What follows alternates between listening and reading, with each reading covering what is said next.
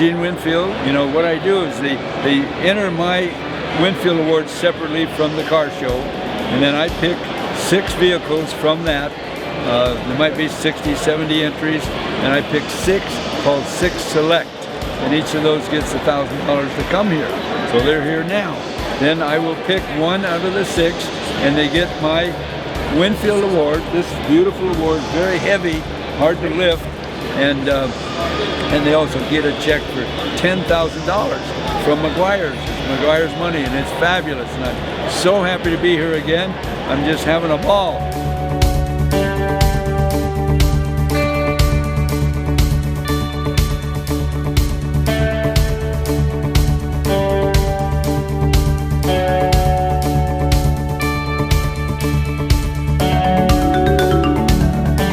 Dave TUCCI from TUCCI Hot Rods in Marcy, New York. I brought the 55 Nomad for our customer Jim Alley from Profile Racing out of St. Petersburg, Florida. We kept the 55 Nomad side windows, but took a bunch of the bolster out of the roof itself, which is probably the major part of how this car changes its look. We then did the chassis, which is an Art Morrison made to our spec, with 22-inch rear wheels, 20-inch front wheels, and then powered it by a 500 cubic inch Chevy with a twin turbo setup in it that makes somewhere in the 750 wheel. Another thing we did is we remade the quarter panels on it to make it look more like a sedan style quarter panel. The Nomads have that big opening in them, which is good, but just didn't give us the look we wanted. So we remade the whole quarters and kind of duplicated the sedan look. We also wedge cut the front fenders and gave the whole front of the car a little bit more added. So how the project came, Jim called me one day, which is a little bit of a long story, but I'll cut it really short. I'm a metal shaper by trade. I met Faye Butler out of Massachusetts at a metal shaping class. He introduced me to Jim Alley, which makes a CNC sweep, which is a tool to measure our curves when we're making sheet metal from scratch or hammering them out. So once Jim and I started talking and I bought a set of sweeps from him, he told me he has this 55 Chevy that he wants to build.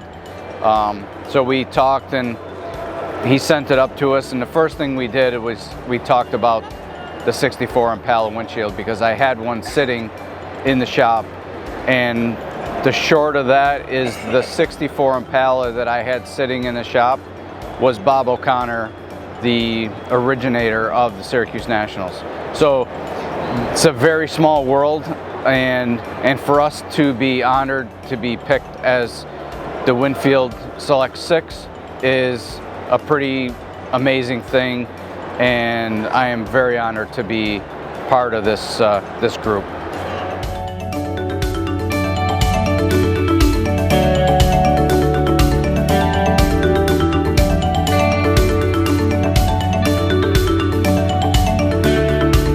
Hi, Mark Austin here. I'm from Springfield, Missouri.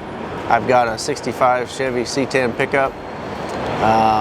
Inspiration of the truck, I bought the truck when I was 24, had it for a while, sold it.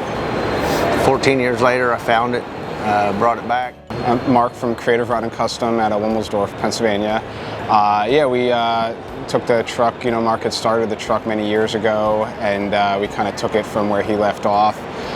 Funny story, we actually met here, not actually here at the show. I met a friend of Mark's here in 2016, and next thing I know, he's got me on the phone with Mark, telling me that I need to be building his truck for him, and tried to take Mark's vision of what he wanted for the truck, and something that was started so many years ago, and make it current and something that was kind of relevant in today with the industry. A ton of body modifications that a lot of people would not notice at first glance, as far as there's some obvious things like the chop top and the suicide doors, but stuff like the hood's all molded in and the body's been wedge sectioned, the width of the vehicle as well as the length of it in two different directions. '60 Chevy Impala dash. The whole bed's hand fabricated on the inside. Custom tailgate. The bumpers are off a '69 Camaro, front and rear. Just tons of custom modifications. The body's been channeled 2 inches over the chassis. Motor in there. 572 big block with the Kingsler injection system on it. It makes 850 on pump gas. So yeah, it's an animal, that's for sure. Kind of wanted a modern looking interior, so that was done with suede and a leather with some contrast stitching that ties in the colors of the truck. It's you know, was wanted a nice daily driver, and when I got it back from him, and oh my gosh, turned it into this. These guys did amazing work, so really proud of it.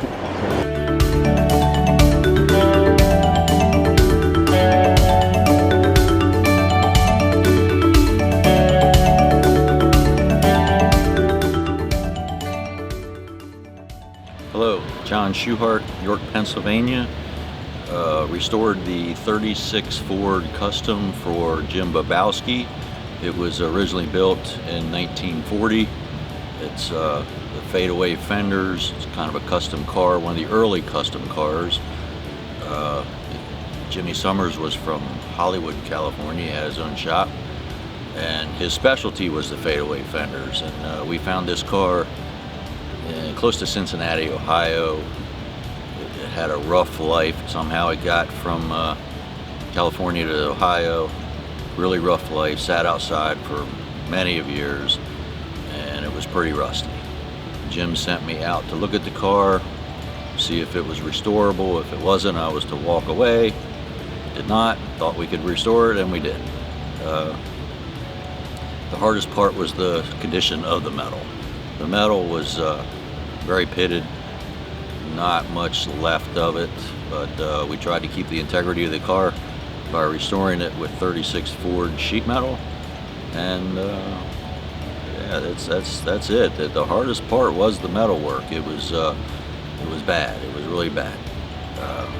Not much left to it, but yeah, we survived.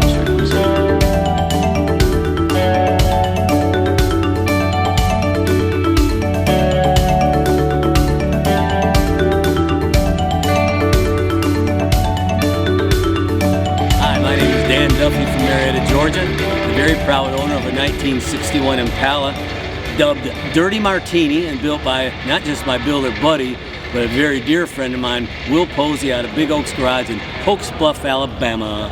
Alabama and Georgia. There you go. Come a long way. A Yankee and a Yankee from Michigan got all the way down here and became buds with a real hillbilly. So yeah, 1961 Impala, we named Dirty Martini. The color kind of was the inspiration behind the name. Car has been chopped, channeled, sectioned. I mean, just about anything you can modify, we modified. And wanted a wedge cut 61 Impala. And I knew he wanted to run a 509W motor in it. So I got to doing the measurements and stuff, and knew that an all aluminum 509 cubic inch W motor wasn't going to fit under the hood and not have to have a hole in the hood if we did wedge cut the car. So we got to thinking, put our heads together, decided to do a reverse wedge cut. So we actually added 2.5 inches to the back of the car and nothing at the front. We used the A-pillar as a pivot, so the front of the front fender actually went down a little bit. So the front fenders are close to stock, the deck lid's close to stock. Other than that, everything is completely handmade and modified on this car. So we wedge cut the roof, so it's chopped 3/4 of an inch in the front, nothing in the back, and we cut 4.5 inches off the windshield and the back glass and made a completely new roof that rolls down to the windshield and the back glass.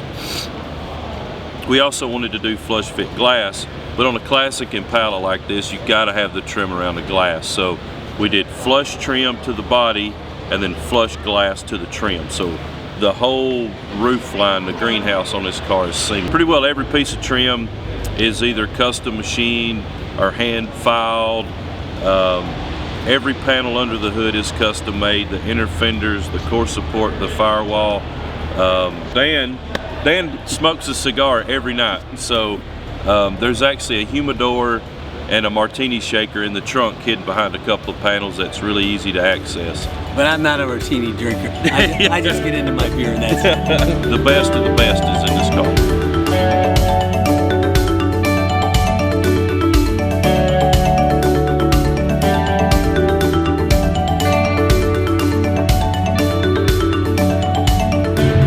I'm Jeff Jones. This is my wife Tracy Jones.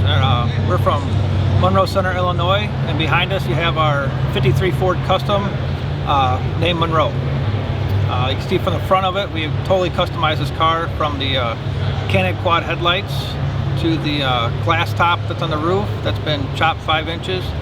Along with the top being chopped, we also did a 3-inch section on the car.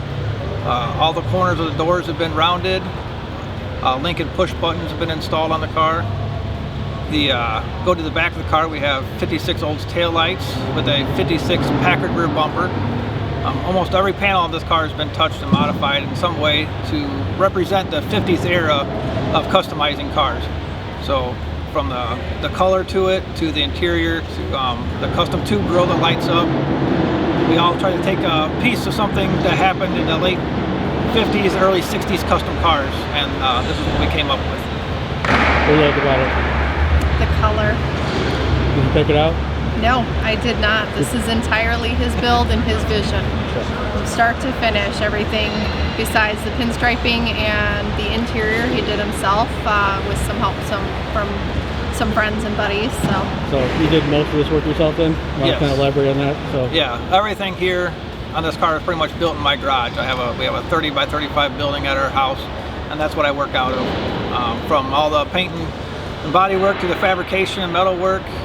So the only thing I really subbed out was to a friend of mine did all the interior work for me. how long did it take you to build? On and off, I worked in this car for 4 years, with a few things in between.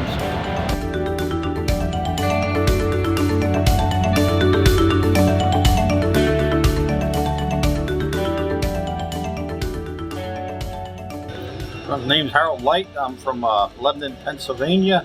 I brought a 56 Chevy 3100, self-built, about an 8-year build. Me and a friend of mine in his 2-car garage.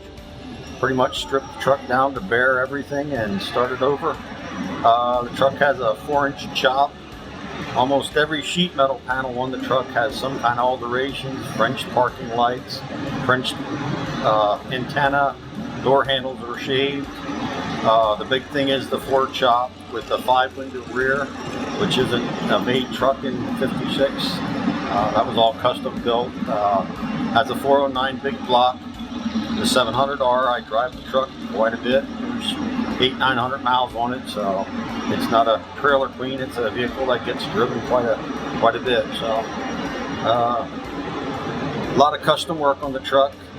Paint is a tangerine orange over the silver base. Really makes it pop in the sun and stuff, so pretty much about all.